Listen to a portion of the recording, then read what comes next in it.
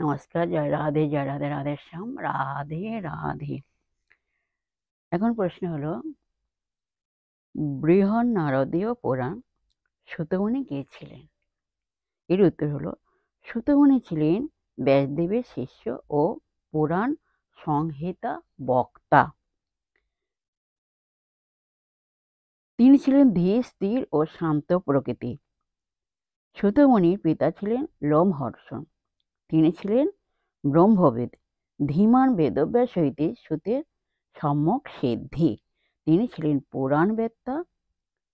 তদপেক্ষা শ্রেষ্ঠ পুরাণবিদ আর কেহ নাই। তিনি মোক্ষ ধর্মবেত্তা।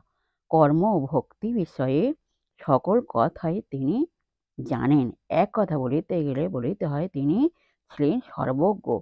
সুতমুনি ছিলেন জ্ঞানের সমুদ্র